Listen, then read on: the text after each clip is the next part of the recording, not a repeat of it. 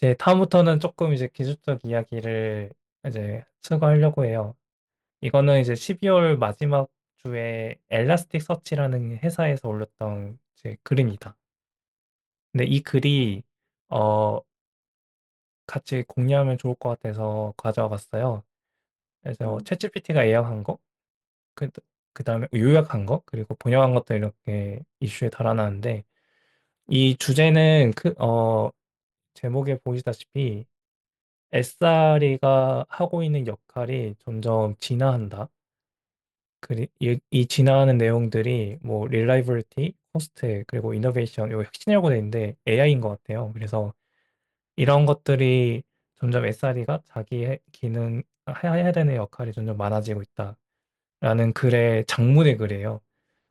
그래서 이 주장을 하는 거에 대한 뭐 근거를 이 기업에서 하기 위해서 네, 조사도 여러 번 하고 그다음에 뭐 인터뷰 경험도 이렇게 녹여놨습니다. 그래서 재밌었던 음, 거는 일단 첫 번째 시작이 이렇게 시작돼요. Most SRE loves their job. SRE 직구는 그 SRE 하는 역할을 매우 좋아한다. 라는 걸로 시작돼요. 정말 음, 생뚱맞게 이렇게 시작하는데 그래서 여기 회사에서 조사한 그 설문조사 결과는 94%나 SRE를 너무 좋아한대, 자기 직군을. 그리고 그 많은 사람이 주변에 추천해주고 싶대, SRE를. 그래서 음, 그만큼 SRE는 자기 역할에 매우 만족하면서 일을 하고 있다.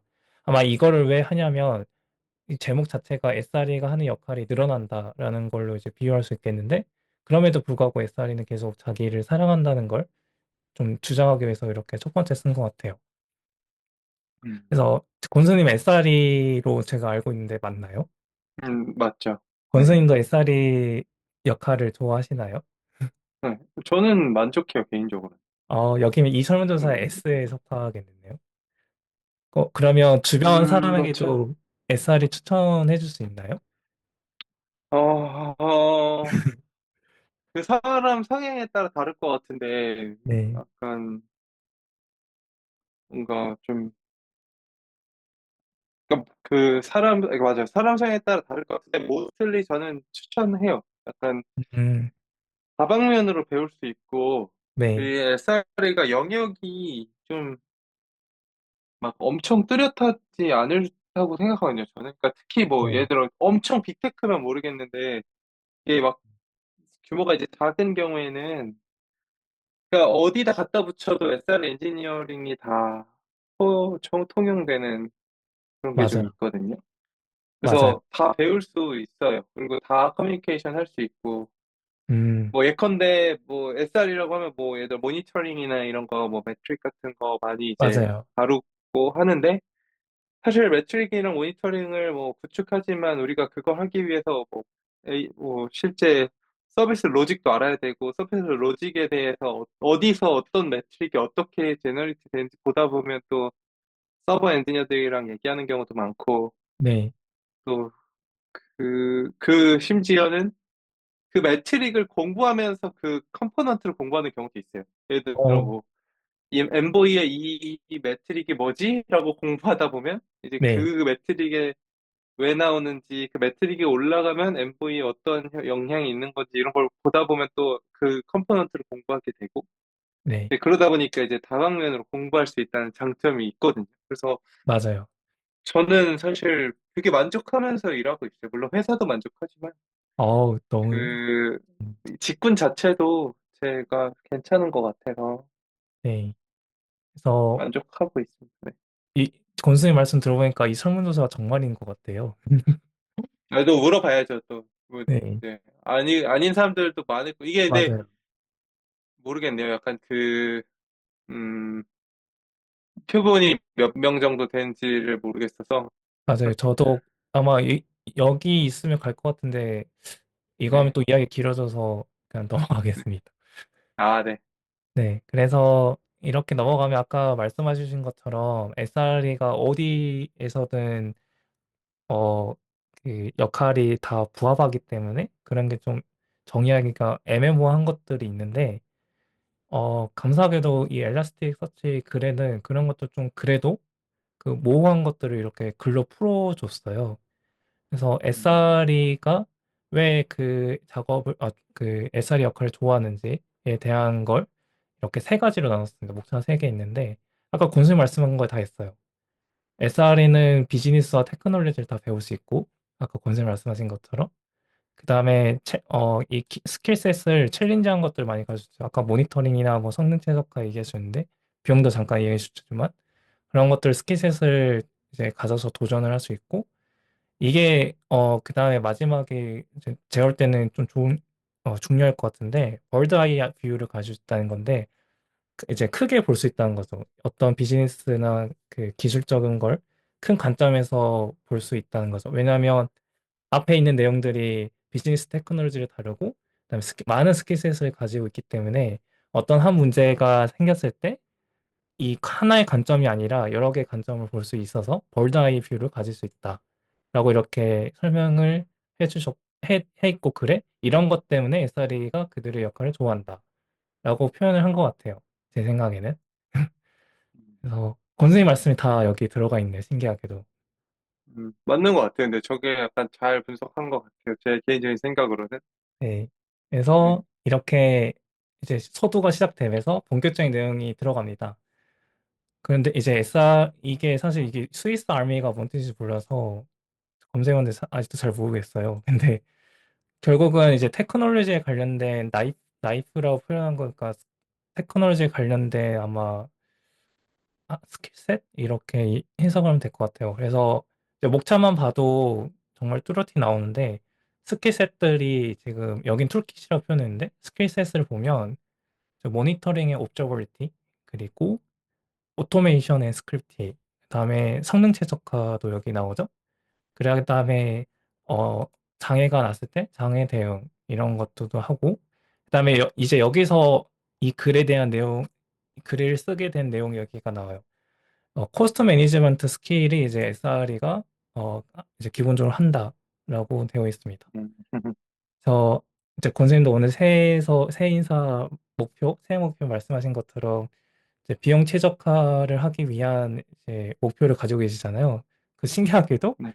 이제 SRE가 코스트 매니지먼트 스킬, 비용 최적화에 대한 스킬을 지금 맡고 있다. 이렇게 설명이 되어 있어요. 음, 그래서 신기하게 선생님이 계속 말했던 게 이 내용이 계속 있습니다. 참, 저거는 씁쓸한 것도 약간 있어요. 약간, 네, 그러니까 뭐, 뭐랄까. 저게 물론 당연히 코스트 매니지먼트라는 게 되게 중요한 역할이고 하지만 약간 이게 트레이드 오프가 늘 있잖아요. 그러니까 맞아요. 코스트를 줄이기 위해서 다른 무언가를 포기하는 네, 거고, 그 무언가를 얻기 위해서 또 코스트가 증가하는 이런 일들이 있거든요. 근데 그거를 맞아요. 이제 양쪽 다 동시에 해결하는 뭔가 엔지니어링 방법이 있거나 그런 정말 새로운 아키텍처나 뭐 이런 게 있으면 사실 그게 제일 베스트인데 어떤 경우들은 그런 것들이 아니라 진짜 비용을 음, 감소하려면 가용성을 포기하거나 맞아요. 뭐 가용성을 늘리려면 비용을 포기하거나 막 이런 경우들에 대한 의사결정을 하는 경우가 있는데 아마 이거는 조금 더 뭐 어떤 비에서 이렇게 얘기했는지는 모르겠지만 이게 복잡한 아키텍처 속에서 이제 비용이 새는 구간들을 찾는 거는 되게 유의미한 부분인 것 같아요. 그런 부분들은 사실 찾아내고 줄였을 때 정말 그 뿌듯함도 되게 크고 뭐 어, 예를 들면 CPU나 메모리 같은 거 막 과도하게 사용하고 있는데 그거로 맞아요. 인해서 비용을 막 엄청 쓰다가 이제 그거 해결해가지고 비용이 갑자기 뚝 떨어지거나 이러면 이제 되게 기쁘긴 하거든요. 그리고 실제 회사에 도움도 많이 되는 일이고. 음, 그러다 맞아요. 보니까 요즘은 SR이 뽑을 때도 이런 코스트 옵티마이제이션에 대한 경험이나 이런 것들을 되게 많이 약간 물어보는 것도 있는 것 같아요. 요구하는 것도 있고. 말씀하신 것 중에 이제 비용이 새는 부분을 찾아서 줄이는 거에 좀 많이 공감이 되는데, 사실 그 서비스를 처음 오픈하기 전에는 예측을 많이 할 수 없잖아요. 그래서 그렇죠. 예측보다 조금 버퍼를 줘서 더 과다하게 리소스를 부여를 하는데, 이제 그때 이후에 사람들이 줄이는 걸 많이 겁을 내는 것 같아요. 저도 겁을 내고. 네, 그런 음, 것들을 하기 위한 이제 성능을 어떻게 최적화할 수 있는지 여기도 나왔지만 이제 모니터링 업저버빌리티를 구성하고 그거에 대한 이제 이 투닝할 수 있는 기준을 마련하고 이런 것들을 이제 같이 공유함으로써 그 음, CPU 메모리를 줄여서 이제 비용을 최적화할 수 있다. 이런 경험을 요즘에 하고 있는데 그 말씀하신 게 너무 공감이 음, 돼요. 네.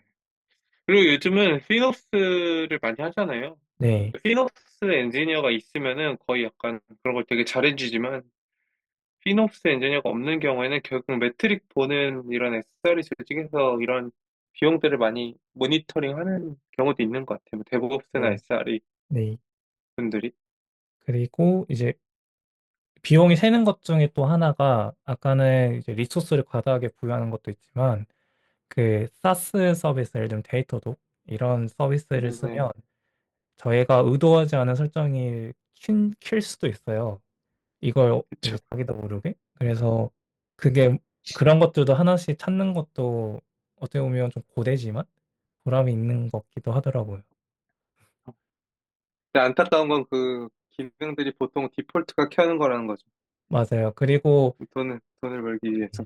그리고 이거를 안 썼을 때 아까 선택인데 이거 안 썼을 때 불편한 점도 있는 것들이 있어요. 그래서 필요할 때는 꼭 키고 뭐 그런 가이드를 제공해 주거나 그런 선택에 대한 문제가 있지만 비용 줄이는 건 참 고된 것 같습니다.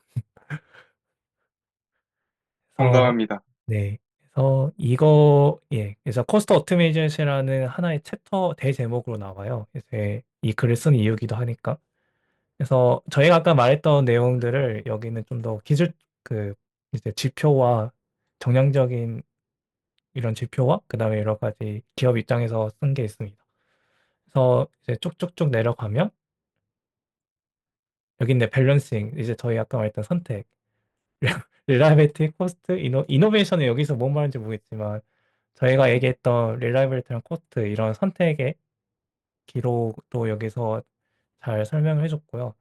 그다음에 여기서 이제 이런 이 글 마지막에는 이제 새로운 SRE의 또 역할이 추가가 된다. 그 중에 하나 그게 바로 AI 쪽이에요. 여기는 AI ML이라고 써놨지만 이제 AI 쪽에 SRE도 점점 많은 역할을 하고 있다. 이렇게 해서 음, 적어줬어요. 그래서 혹시 AI에 대한 것도 지금 뭔가 업무에서 많이 다루고 계신가요?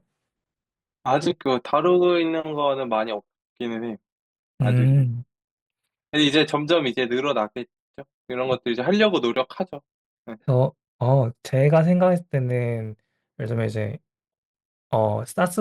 사스 AI 모델이 아니라 직접 AI 모델을 관리하는 경우에 SRE가 많이 할 것 같아요. 참여를 할 것 같아요.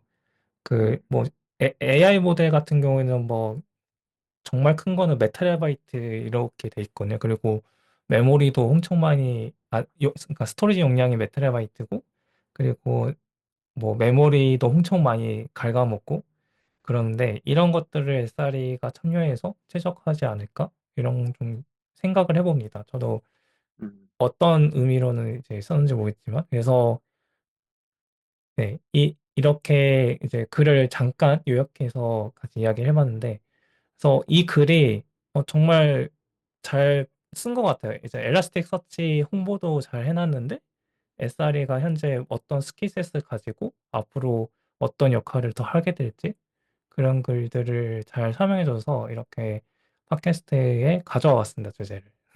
어떠셨나요? 재밌는 것 같아요.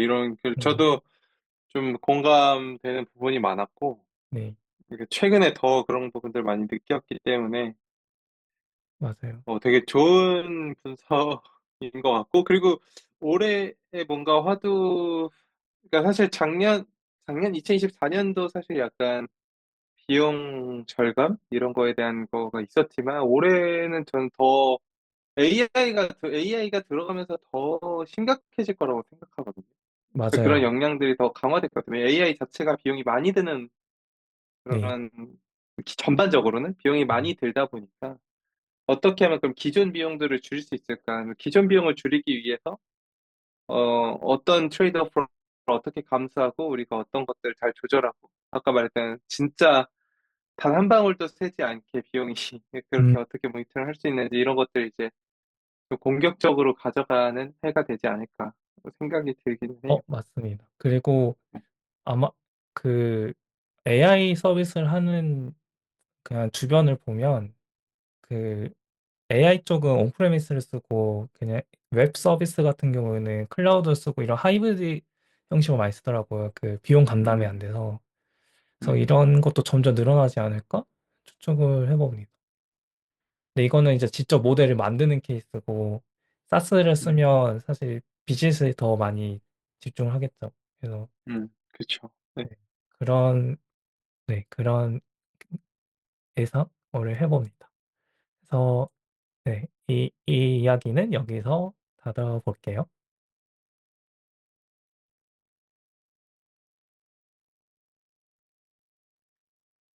그리고 이제 직접 코마티스에 대한 기술적 이야기인데 어, 이제 리스 알고리즘